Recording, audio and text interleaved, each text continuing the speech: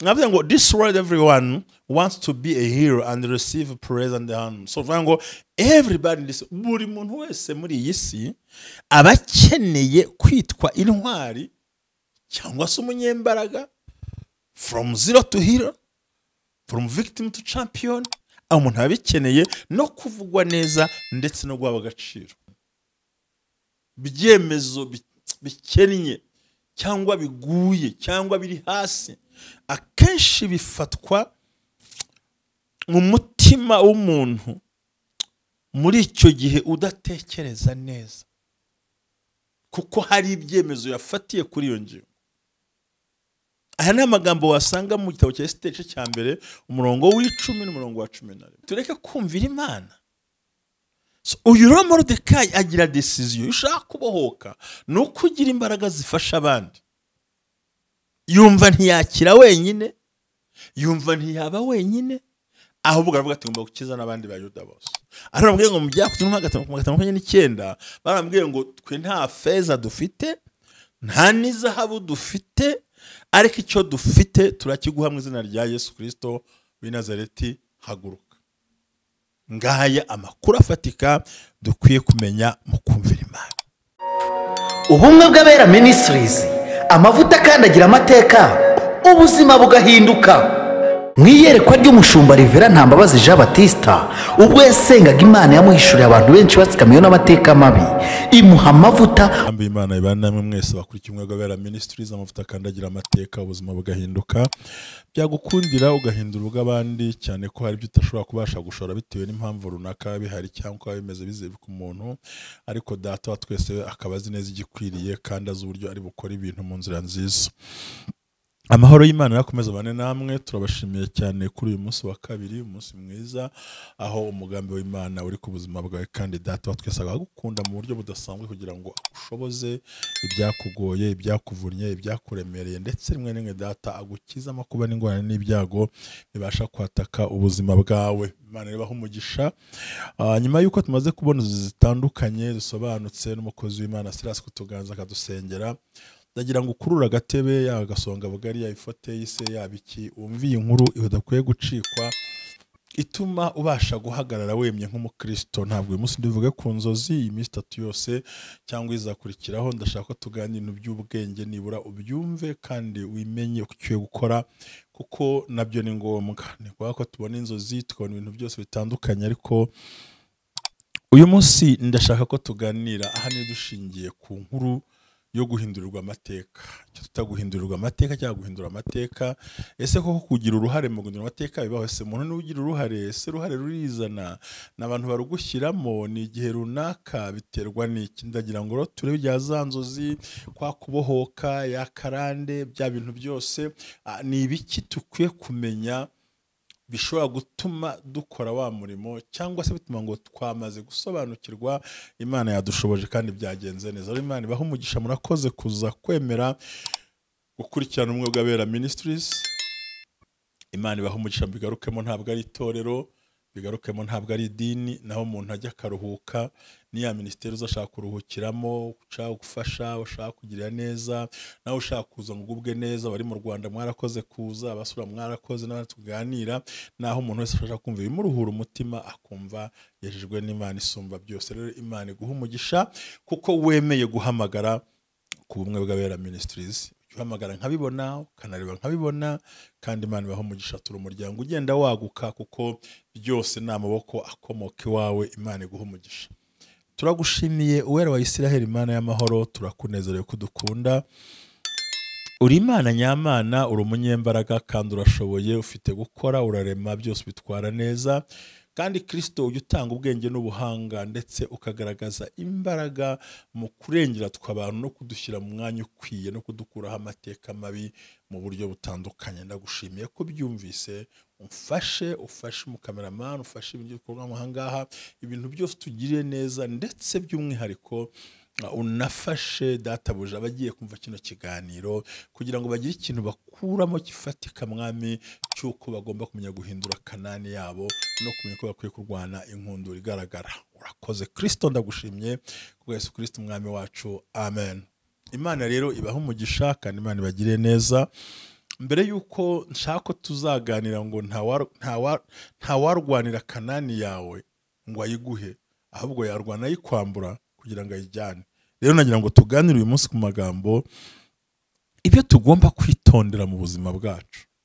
Kwitondera pe, ukumva urabyitondeye, cyane cyane dushingiye ku ijambo ry'Imana. Turashingira kuri Esther, turashingira kuri Mordecai, turashingira kuri Hasuwerusi, turashingira no kuri Vashiti ndetse n'undi mugabo umwe utari woroshye.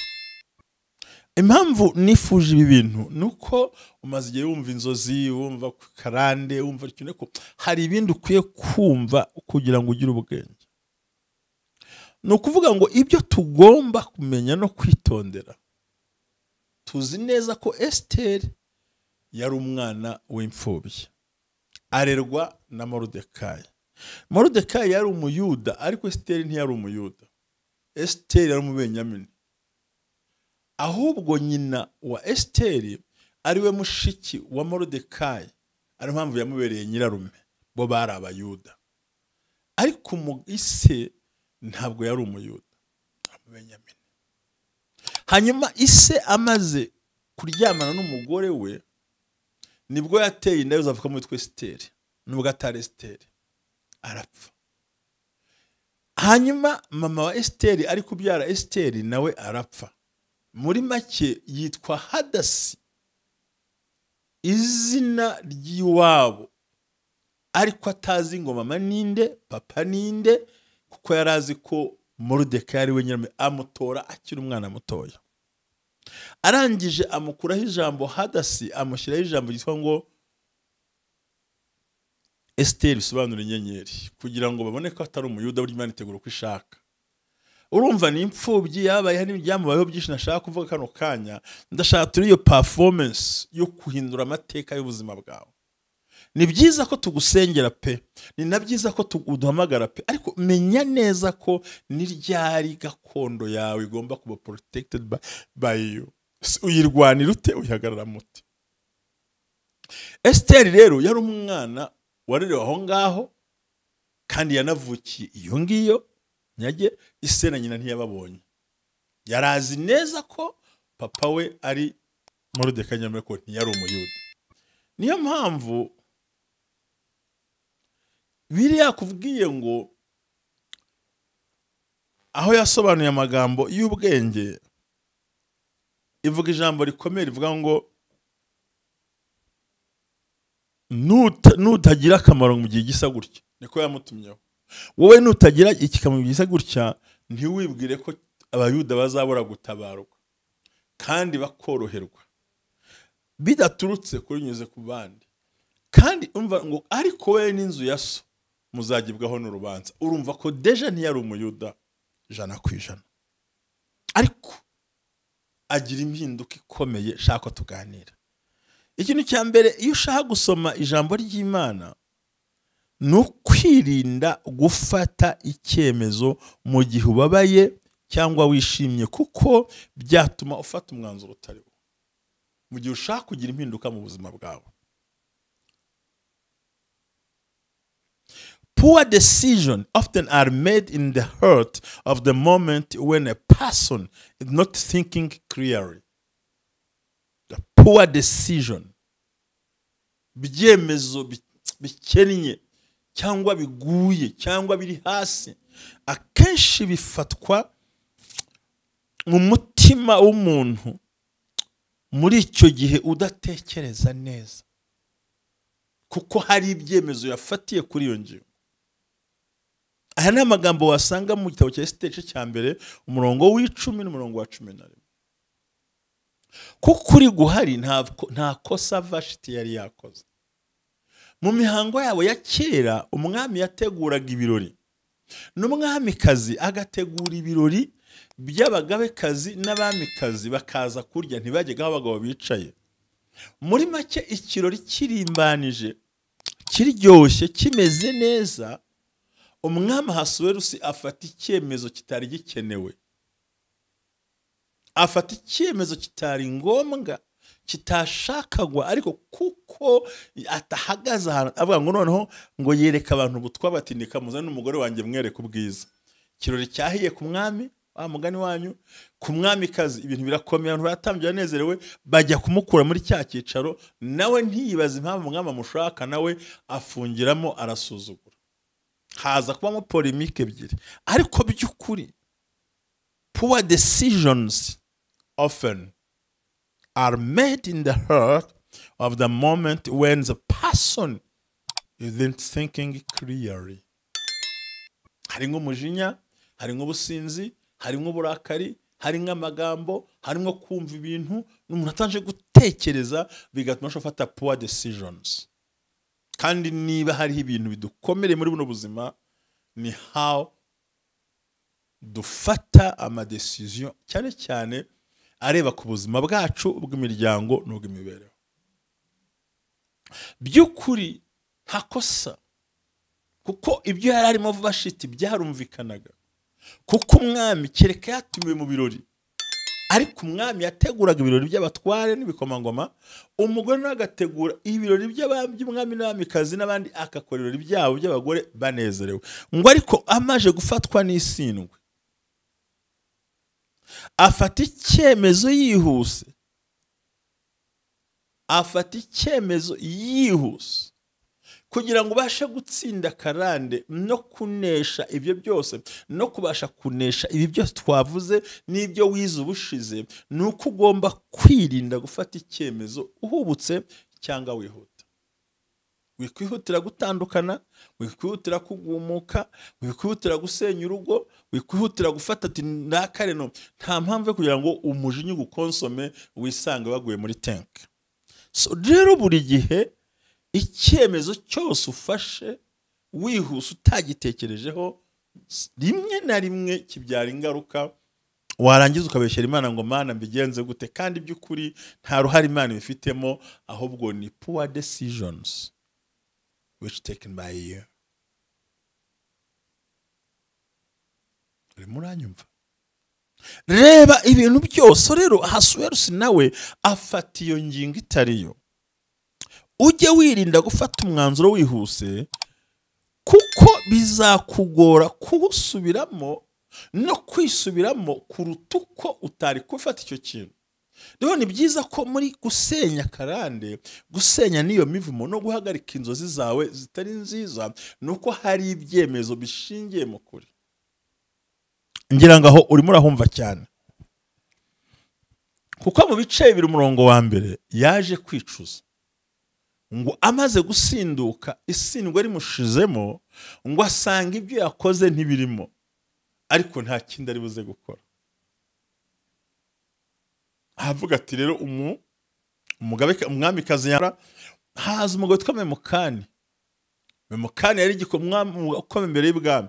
Aravuga ati mwami ntabwo Vashiti yasuzuguye wowe ahubwo yasuzuguye igihugu cyose. Abagore bacu nibabyumva ntaho uzongera kutwumva.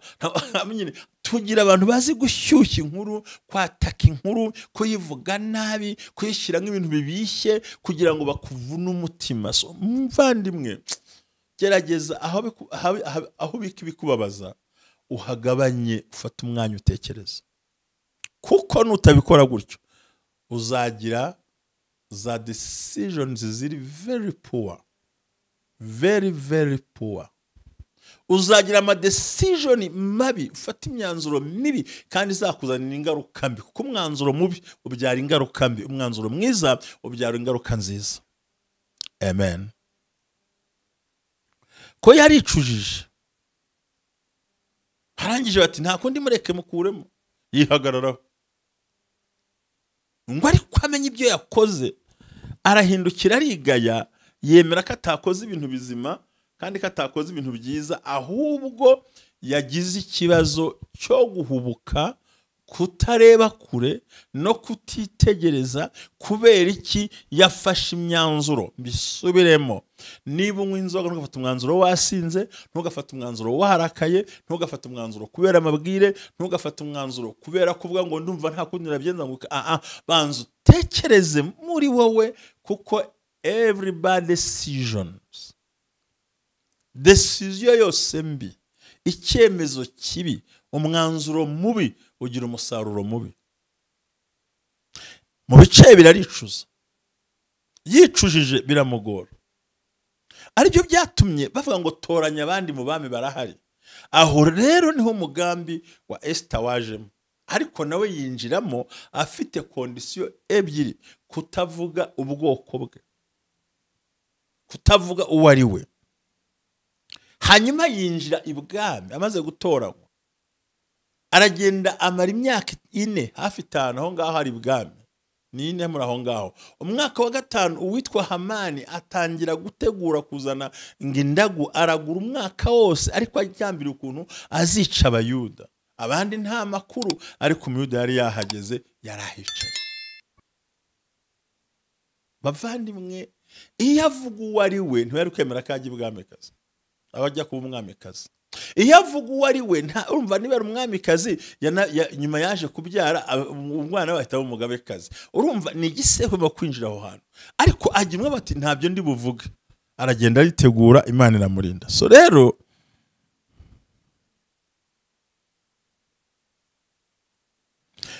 hakaba hariho inkuru yari ikomeye yuko Moridekayi yafashe umwanzuro, abonye bagiye kwica umwami, we afata umwanzuro wo kuvuga ngo reka tureke. Ntabwo nshaka kujya mu nkuru ndende nyinshi cyane, Bibiliya murayizi, nzayibaganiza nta kibazo mfite, kandi muhumure iminsi mike bizagenda neza. Cya kabiri, aha tuza kubona kwizera kwa Moridekayi. Yanze kwirinda ubwe, ahubwo arinda abantu be akoresheje umwete wo gutabara abe ubwe wenyine, avuga ati ngomba kubatabara kandi nkabakiza. Byari byoroshye kuko yari atambagijwe. Aha turavuga amagambo 6 duhereye kuri Esiteri: ubwiza bwawe, uburanga bwawe, ubwenge bwawe, ubushobozi bwawe, aho uherereye ni impamvu zatuma ukorera Imana mu buryo bwiza. Bivuze ngo Esiteri ntabwo yapfushije ubusa amahirwe. Uburanga bwe, ubwiza bwe, ubwenge bwe, ubuhanga bwe bwamufashije kurokora abayuda. Rero no kwizera, Moridekayi yumva ati giye kuba ndi kwirembo nkakira jyenyine, n'uyu mukobwa nareze, abacu bari imirambo, byamarira iki? Arangije afata umwanzuro wo kurokora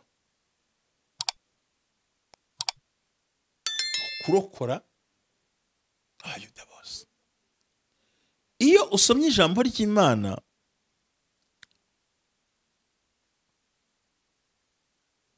ukanabyitegereza, urasanga hari amagambo y'ubwenge kandi akomeye. No byakozwe biragaragara ngo dukore icyo bagabo bene data.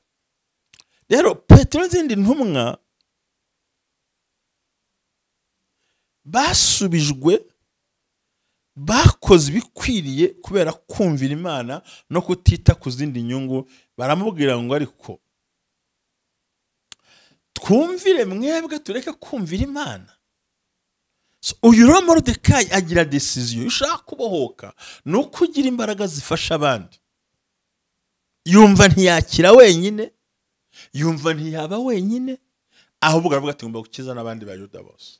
Arambwiye ngo mu byakozwe no 5:59 barambwiye ngo twe nta feza dufite, nta n'izahabu dufite, ariko icyo dufite turakiguha mu izina rya Yesu Kristo w'i Nazareti, haguruka.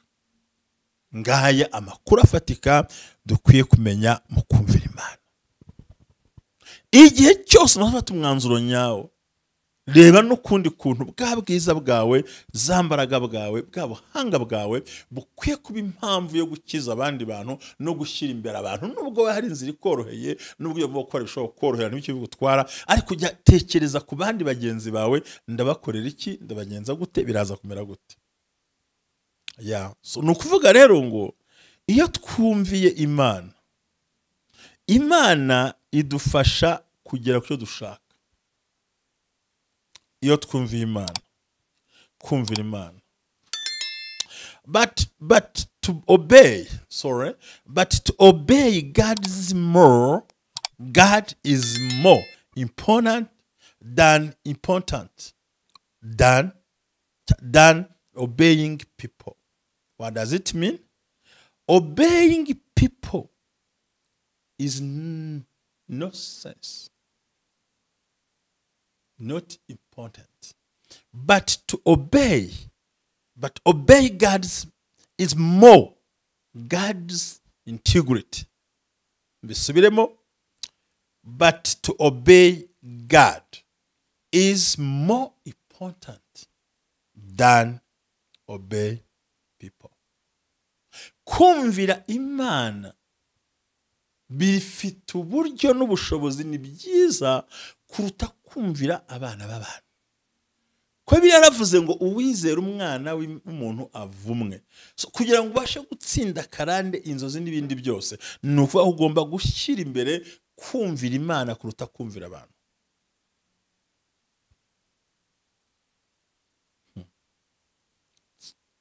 Imana iguhe umugisha. Kuko kumvira Imana ubwayo biguhesha imbaraga.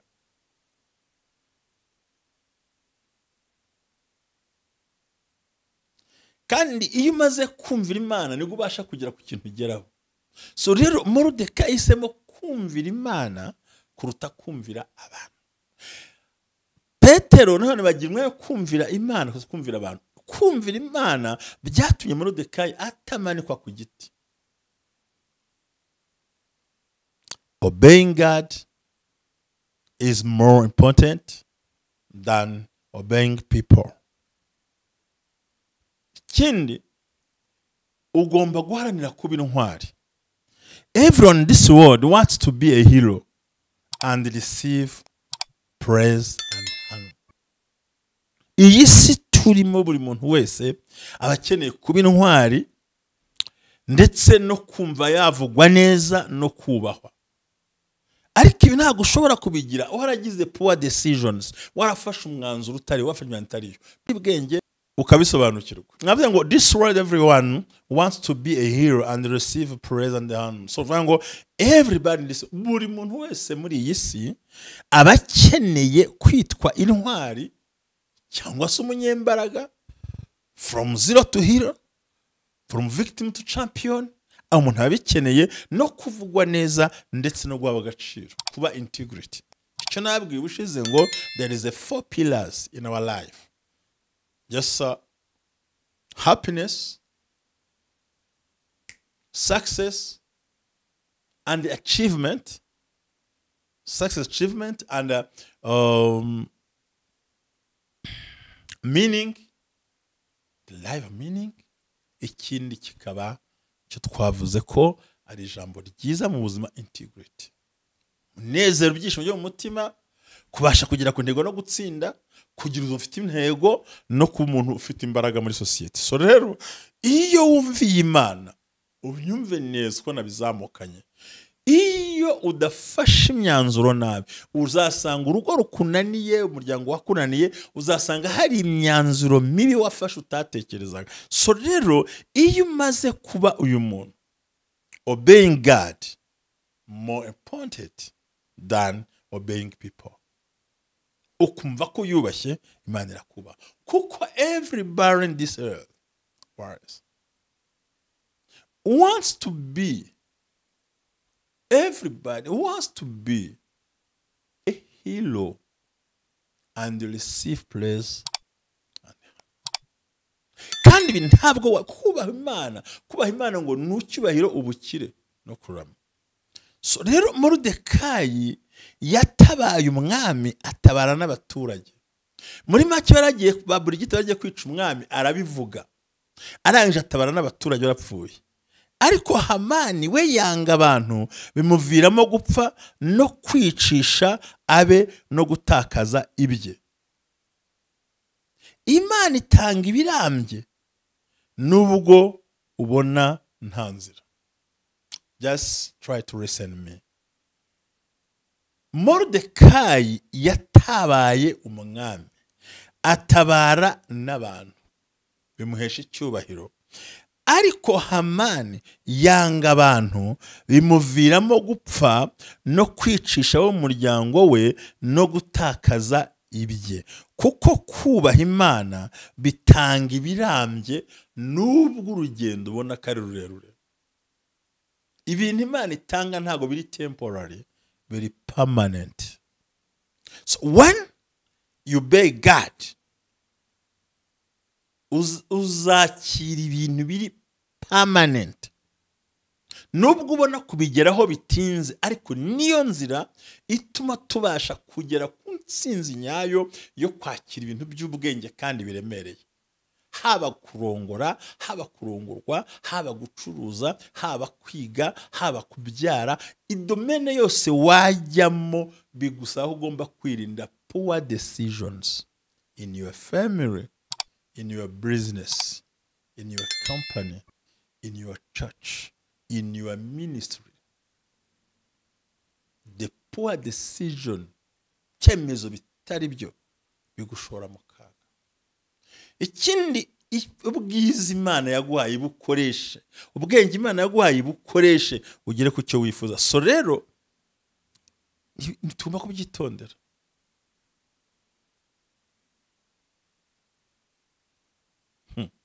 Urumva ni ikintu kiremereye ukwiye kwakira ukabyumva. Uyu munsi ntawe ushaka kuvuga ibintu byinshi, ku munsi wo kuwa kabiri tuzavuza kuwa gatatu. Nyaboneka ntabwo tuzahora mu nzozi gusa, gira n'ubwenge wumva kuba ngo mbigenze gute. Jya uzirikana ko birivuga ngo ku munyabyaha yirikana nk'inyabyaha, kugoramye yirikana nk'ugoramye, ku mukiranutsi yirikana nk'ikiranutsi, kukomeye garagara nk'ikomeye. So uburyo cyubana n'Imana, uburyo cyutindanye n'Imana, nizo mbaraga uzaba ufite. So ukeneye kuba intwari, ukeneye kugera ku ntego yawe, ukeneye kubaho n'abantu. Banza wubaha Imana n'abantu.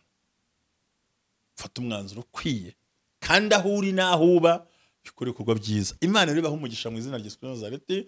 Data wa twese abandindire, reka mbwire ngo nakagaruka byumvikane bari ibintu bikurikirana ko bizaguha imbaraga zo kwinjira noneho no kurwana, kuko mu kwera kuwa 4 cyangwa 5 tuzinjira ngo nta numwe uzarwanira gakondo yawe, n'uwayirwanira isiribanga no ubwo mu bihugu kuyirwaniraho. Imana ibaho umugisha bwa Yesu Kristo umwami wacu. Amen. Shalom. Ubumwe bw'Abera Ministries, amavuta akandagira amateka, ubuzima bugahinduka. Mu iyerekwa ry'umushumba Rivera Ntambabazi Jean Baptista, ubwo yasengaga Imana yamuhishuriye abantu benshi batsikamiwe n'amateka mabi, imuha amavuta ngo genda uyasuke kuri bariya, ubuzima buhinduke. Amavuta akandagira amateka, ubuzima bugahinduka.